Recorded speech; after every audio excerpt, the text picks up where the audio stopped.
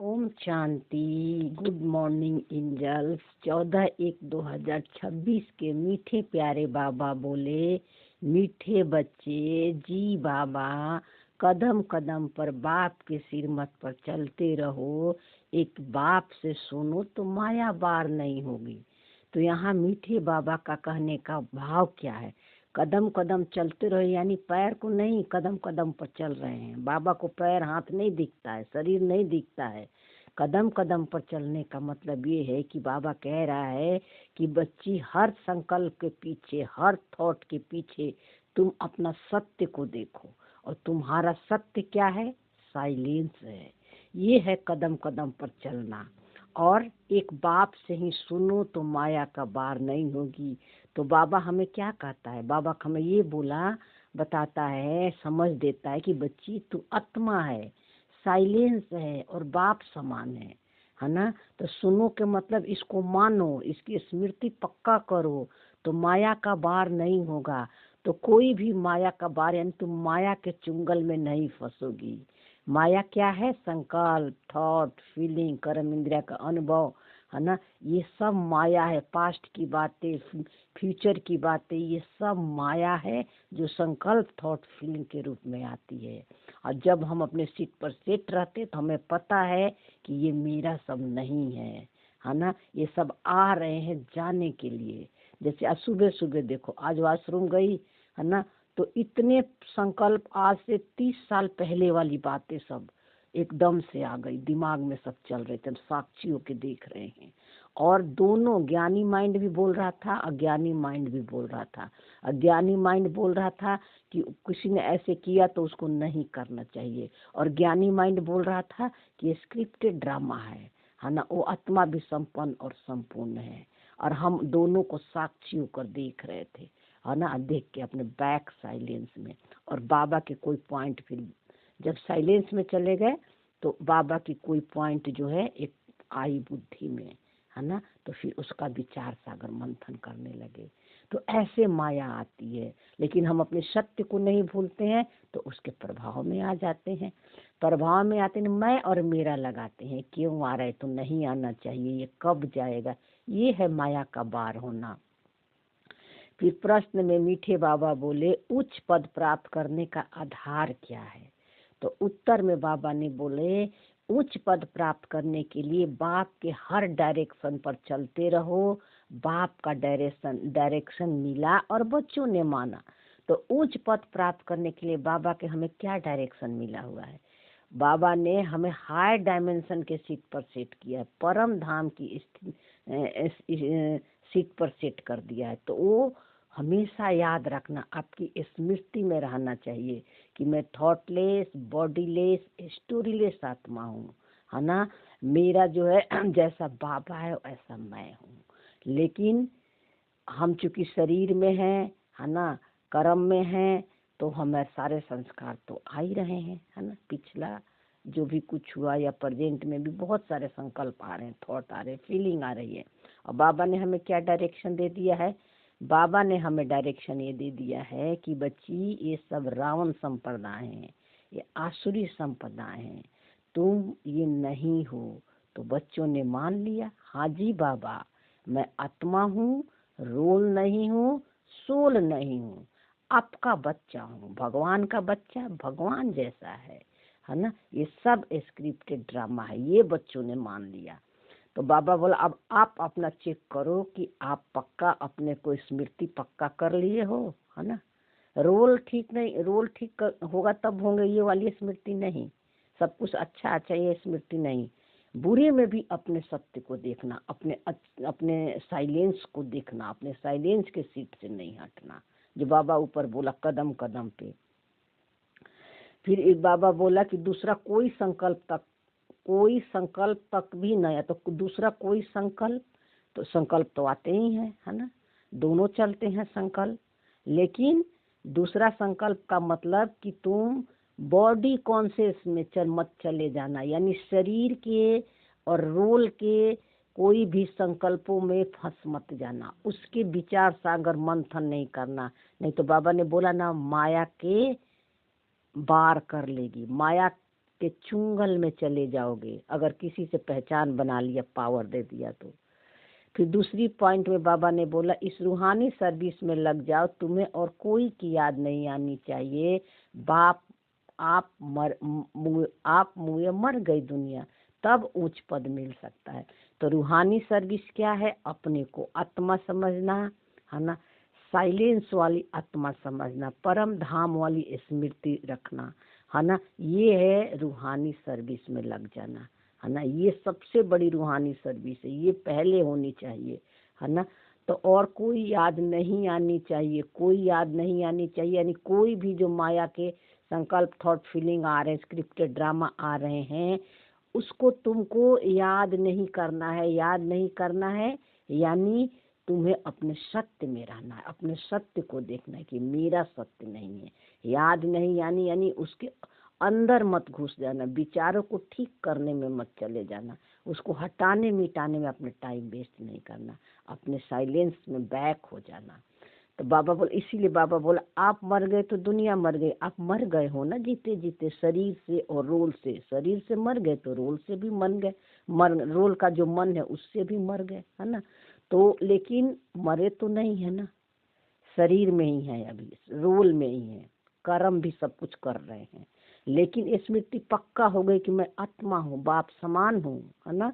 और जो सारे संबंध है, रिलेटिव है, ये इनसे जो हमारा शारीरिक संबंध था, शारीरिक रिश्ता था, माँ का, पत्नी का, बहू का, बेटी का, पड़ोसी का, इससे मर गई। फिजिकल पदार्थों को जहाँ मैं और मेरा लगाते थे, जिसमें सुख और लेते थे, जिसको मेरा कहते थे, तो वो इससे मर गई, मैं और मेरापन से मर गई। अब हमारी दृष्टि क्या हो गई? आत्मिक दृष्टि हो गई।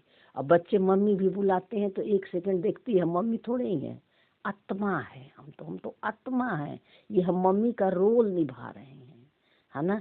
बहू पाठ बोलेगी कि मम्मी तो हम मम्मी थोड़े ही है ना, हम जो है मदर इन लॉ का रोल प्ले कर रहे हैं है ना।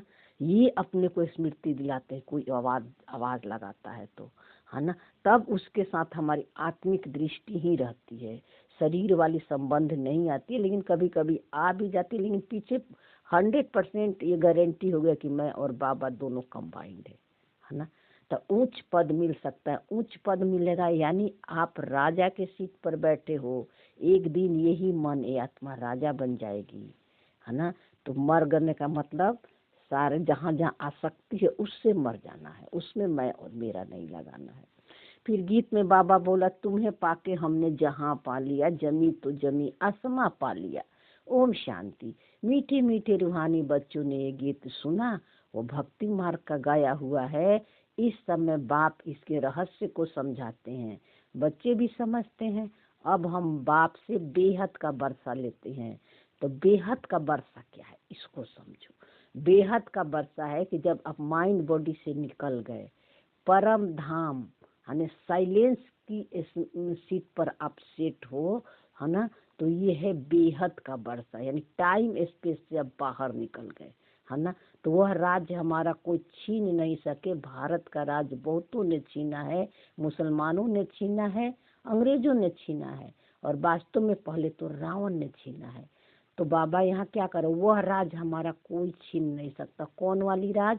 बाबा हमें सतयुग का याद दिला रहा है कि सतयुग में जो तुम राजा थे, राजा बनकर पार्ट प्ले किए थे, अपने कोई भी रोल के अधीन नहीं थे, गुलाम नहीं थे, तुम तो कर सारी कर्म इंद्रियां जो है तुम्हारे अकॉर्डिंग चलती थी है ना। तुम मालिक थे, अपने पूरे विश्व का मालिक, यानी इस विश्व का मालिक, यानी सारी दुनिया जो है हमारी क्रिएशन थी, हमने क्रिएट किया था है ना। ऐसा सब कहाँ थी? हमारे अंदर है। ये तुम्हारी स्मृति हो जाती है। पहले अपने मन के राजा बनते हैं, फिर जब अंदर में हम अंदर में अपने संकल्प, थॉट, फीलिंग को से मैं और मेरा लगाना बंद कर देते हैं, तो है ना हमें हमारी दृष्टि, वृत्ति, कृति जो है बदल जाती है। हमें डिफरेंस नहीं लगता है, सब कुछ जो है हमारा एक परिवार की तरह नजरिया हो जाती है, भेदभाव नहीं रहती है। तो बाबा कहते वो राज तुम्हारा कोई छीन नहीं सकता जहाँ तुम मालिक थे। तो हम अपने शरीर के मालिक थे, हमने अपने कर्म इंद्रियां का मालिक थे। मन का कोई अलग से अपना अस्तित्व नहीं था, है ना। और वो कैसे हुए थे? ज्ञान से हुए थे, ज्ञान की समझ से, ज्ञान धन से हुए थे। तो ज्ञान तो कोई छीन नहीं सकता, ज्ञान तो एक समझ है ना। और ये अज्ञान का मतलब होता है रियलाइजेशन करना। हमने रियलाइजेशन का मतलब होता है कि हमें पता चल गया कि हम आत्मा हैं, और जो ये जो भी हमारा जो है ये रोल है, संकल्प थॉट फीलिंग के रूप में आ रहे हैं, संस्कार पुराने आ रहे हैं, ये मेरा नहीं है, मैं इससे अलग हूँ। ये रियलाइज होने लगा, तब आत्मा यानी ये मन जो है धीरे धीरे ये जो है अपने को राजा के सीट पर महसूस करने लगी। अब अपने इंद्रियों के संस्कारों के गुलाम नहीं रह गई, उसके इफेक्ट में नहीं आने लगी। तो बाबा कह रहे ये राज का कौन छीन सकता है। लेकिन भारत के राज बहुतों मुसलमानों ने छीना, अंग्रेजों ने छीना, वास्तव में पहले तो रावण ने छीना। तो बाबा ने कहा कि मुसलमानों और अंग्रेजों ने कब छीना? उसके पहले तो रावण ने छीना। क्यों रावण ने छीना? कि तुम बॉडी कॉन्शियस में आ गए, सोल कॉन्शियस में आ गए, है ना। तो तुम बॉडी कॉन्शियस में आ गए तो अपने को शरीर और रोल को मैं और मेरा लगाने लगे। तो जब मैं और मेरा लगाने लगे, बॉडी कॉन्शियस में आ गए, तो ये वाइब्रेशन जो है विश्व में भी फैलने लगा, है ना, पूरे विश्व में फैलने लगा। क्योंकि हमने सबको मुक्ति दिलाई थी, ऊंचा चढ़ाई थी, और हमने ही अब क्या किए, अपने को शरीर समझ लिए। तो ये सब जो है इसका इमेज जो है सब बाहर में दिखने लगा, पूरे विश्व में फैलने लगा, ठीक है ना। तो चूंकि देवी देवताएं जो है एकदम से वो प्रारब्ध भोग कर, मतलब वो जो है सोने चांदी के जो हीरे महल थे, वो सब जो थे भारत में प्रचुर मात्रा में थी। इसी लोग भारत को सोने का चिड़िया कहता था। सोने का चिड़िया यानी हर कुछ गोल्ड गोल्ड ही था, बहुत पैसा धन प्रॉपर्टी था भारत में। क्योंकि देवताओं ने एकदम से शिफ्ट किया था द्वापर में, तो सारे प्रॉपर्टी तो थे ही, है ना। इसीलिए कहते हैं ना कि सोनी द्वारिका नीचे चली गई। सोनी द्वारिका नीचे जाने का मतलब कि तुम नीचे गिर गए, तुम बॉडी कॉन्शियस में आ गए। उसको दिखाते हैं सोनी द्वारिका नीचे समुद्र के अंदर चली गई।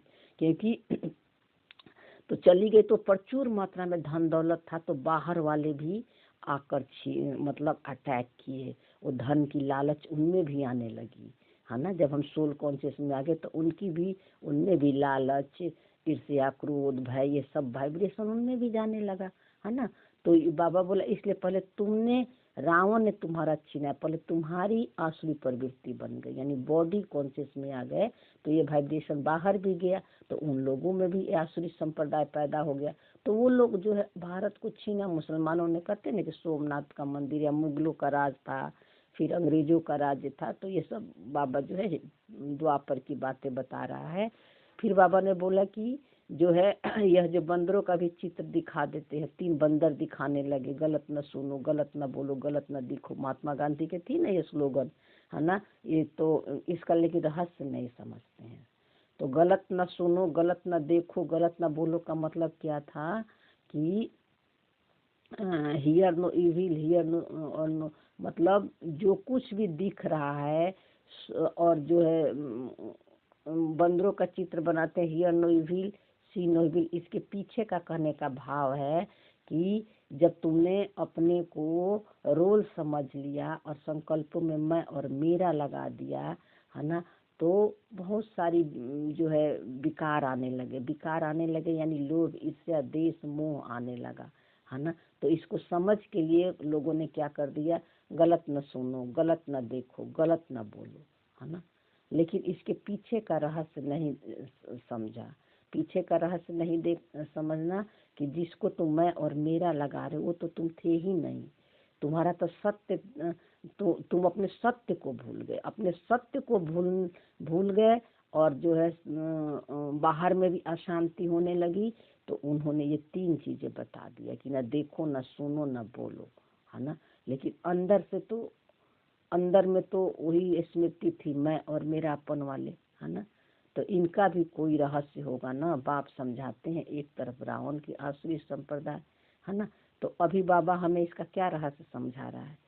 हियर, जो सुन रहे हो, जो देख रहे हो, जो बोल रहे हो, वो तुम नहीं हो, है ना। ये तुम्हारा सत्य नहीं है ना। उसके पीछे तुम अपने सत्य को भूल गए।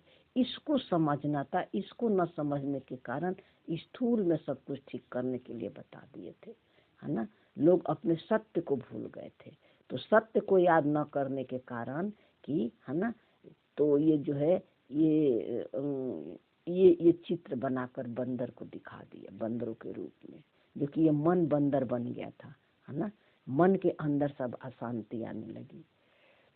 तो बाप समझाते हैं, एक तरफ रावण की आसुरी संप्रदाय जो बाप को नहीं जानते, दूसरी तरफ तुम बच्चे, तुम भी पहले नहीं जानते, हम भी पहले नहीं जानते, तो बाबा अभी नॉलेज दिया है ना।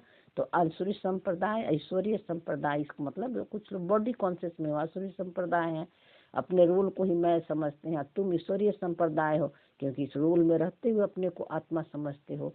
तो बाप इनके लिए भी सुनाते हैं कि इसने भी बहुत भक्ति की है। ब्रह्मा बाबा के बारे में बाबा बोल रहा है, इनका यह बहुत जन्मों के अंत का जन्म है। पहले ये पावन थे, यानी सत्व प्रधान थे, अब पतित बन गए हैं। क्योंकि जस्ट पहले सतयुग में नंबर 1 ब्रह्मा बाबा सबसे पहले, उनसे सृष्टि की शुरुआत हुई, है ना, उनके मनों के द्वारा। लेकिन फिर जो है वो पतित भी सबसे पहले ब्रह्मा बाबा बने, क्योंकि उनका भी सबसे पहले द्वापर में उन्हीं का पाठ खुला, है ना, बॉडी कॉन्शियस है। फिर इनको भी मैं जानता हूँ, अभी तुम किसी के मत सुनो। तो बाबा क्यों कहता है अभी तुम और किसी के मत सुनो? बाबा क्यों कहता है? क्योंकि ये जो कुछ भी बोलेंगे, है ना, सत्य बोलेंगे, है ना। तो आप जो है, तुम जो है इनकी बातों में संशय मत करो, जो ये कह रहे हैं उसको सुनो। क्योंकि ये अपने जो है, इनको 100% गारंटी हो गया था, इनका मन इनलाइटेंड हो गया था, है ना। अपने को शरीर और रोल से अलग कर लिए थे। तो जो कुछ भी बोलेंगे बेहद में बोलेंगे, क्योंकि इनको जो है हद की भी सारी अनुभव है। इसलिए बाबा कहते हैं कि अभी तुम किसी के मत सुनो। ये जो कहते हैं इनकी सुनो, इनके मुख से जो बातें निकल रही है वो तुम सुनो। वो परमात्मा का मत है, परमात्मा का ज्ञान है। तो बाप कहते हैं कि मैं तुम बच्चों से बात करता हूँ, हाँ कभी कोई मित्र संबंधी आदि ले आते तो थोड़ी बात कर लेता हूँ। ये ब्रह्मा बाबा बोल रहे हैं कि मैं थोड़ा बच्चों से बात कर लेता हूँ। अपने संबंधी को ले जाते थे ना सब बाबा से मिलवाने के लिए, तो बाबा थोड़ी बात कर लेता था। पहली बात तो है पवित्र बनना, तभी बुद्धि में धारणा होगी। तो बाबा कहते थे ना कि पहले पवित्र बनो, है ना, यानी 7 डे के कोर्स करो, पहले आत्मा समझो, तभी तो बाबा का वाइब्रेशन मिलेगा उनको। नहीं तो वो शरीर को ही देखते रह जाएंगे, डायरेक्ट बाबा मिल लेता। तो इसलिए बाबा ये समझाते थे कि पहले उनको कोर्स करा दो, पहले उनको समझ तो दो। फिर बाबा बोला कि यह ड्रामा में नूध है, मैं थोड़े माया को कहूँगा कि विकल्प न लाओ। देखो बाबा खुद बोल दिया। बाबा कह रहा है कि बाबा पहले से ही बता देते हैं कि ये सब होगा। जहाँ तक जिएंगे वो माया के बॉक्सिंग चलती रहेगी। देखो बाबा, ये बहुत गहरी बात है। ये लास्ट तक माया आएगा, ये बाबा कह रहा है। हम चाह रहे कि सब हमारा रोल ठीक हो जाए। माया भी पहलवान बन तुमको छोड़ेगी नहीं। माया भी कम नहीं है, बाबा की बेटी है और वो आएगी हमें हिलाने के लिए। वो भी छोड़ेगी अपने बाप को। अब बाप को नहीं छोड़ना, नहीं आपको नहीं छोड़ेगी, बाबा के बच्चों को नहीं छोड़ेगी। तो ये भी ड्रामा में नूद है, ऐसा होना ये भी फिक्स है, माया का आना।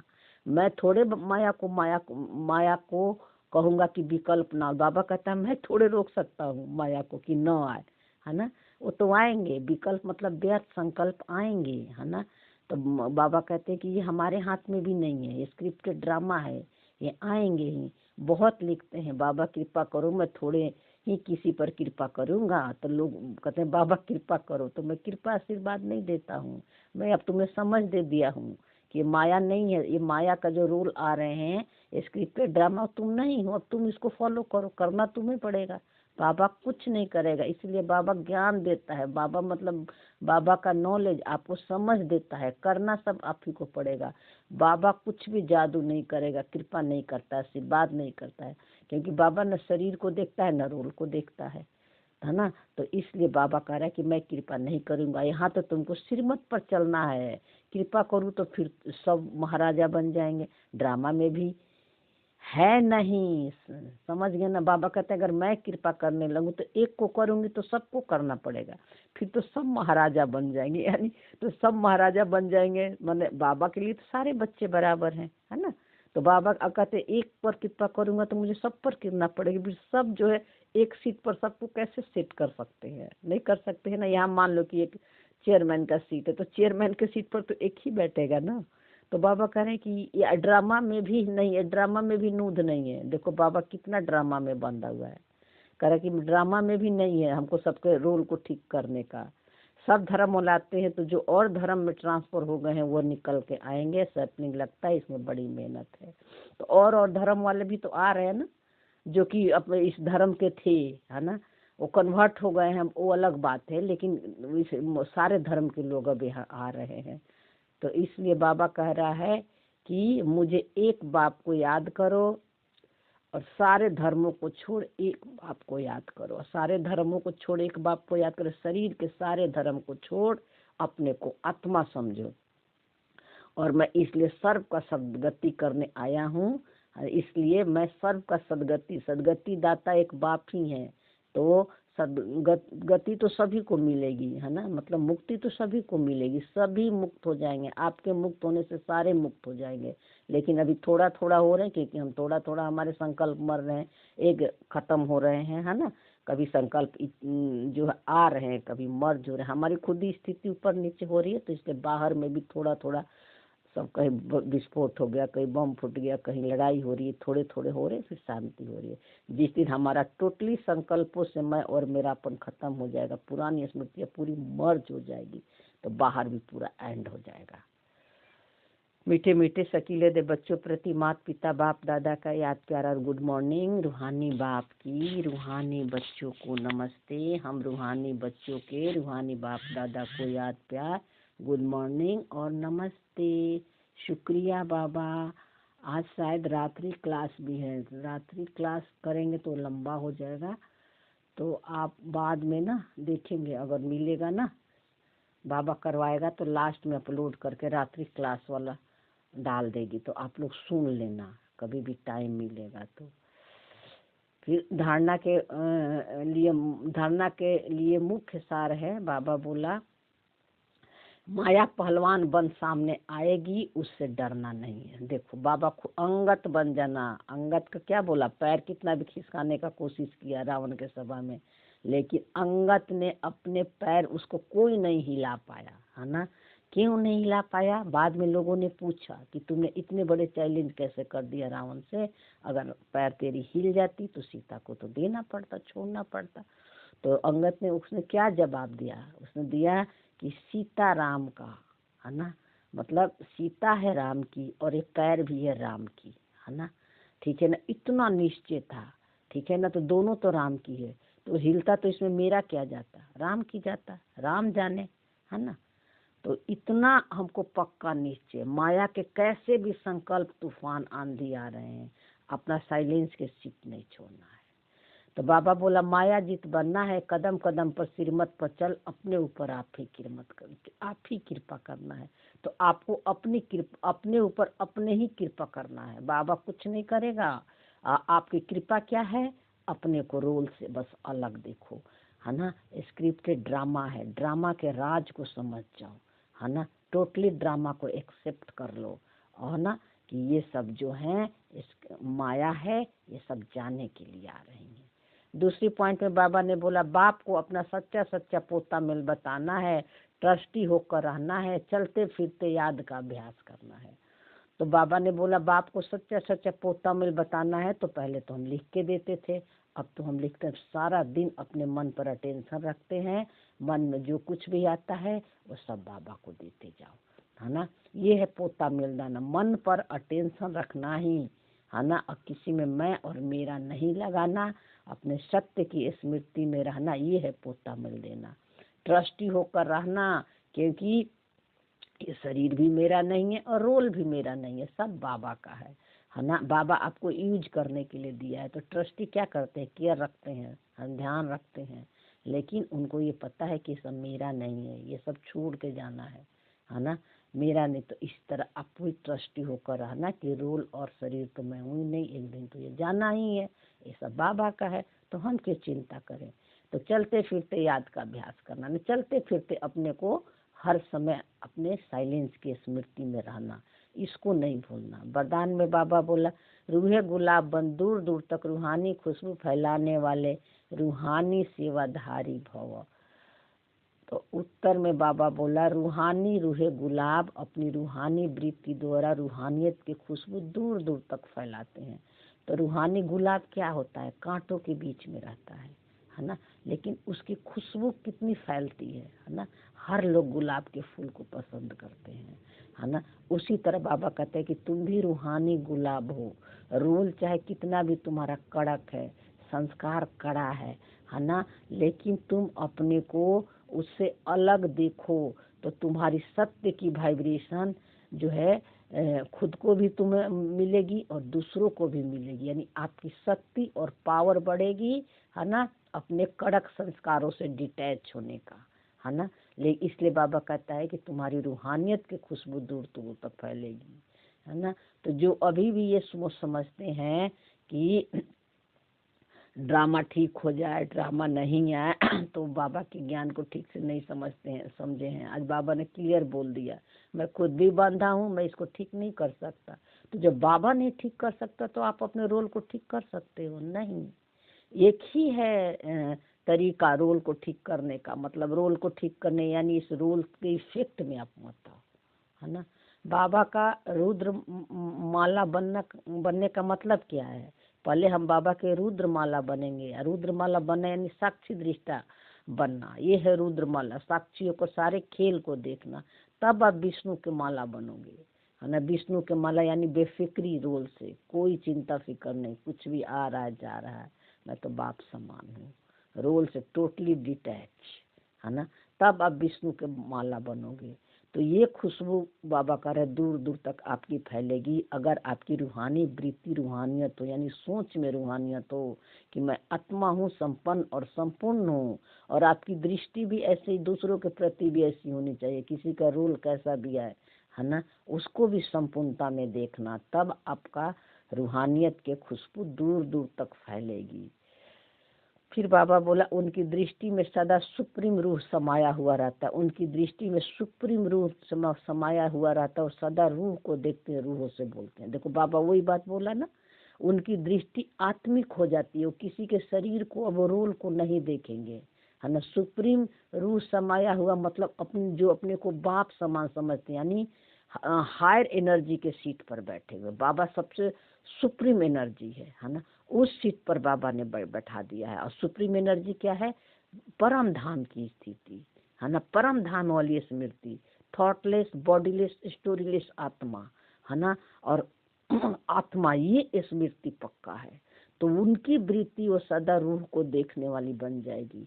किसी से बात भी कर रहे हैं, कुछ कर भी रहे, तो पीछे आपको हमेशा या अवेयरनेस रहेगी कि मैं आत्मा हूँ, परमात्मा समान हूँ, साइलेंस हूँ।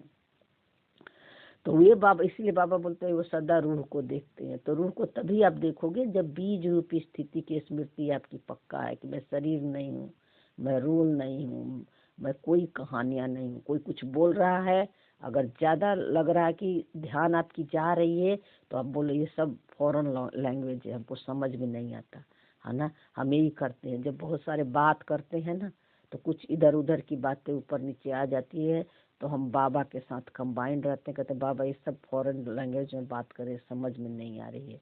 और वो नहीं तो आप बोल दो सब इस रोल चल रहे, स्क्रिप्टेड ड्रामा है ना, ये भी आप बोल सकते हो, है ना।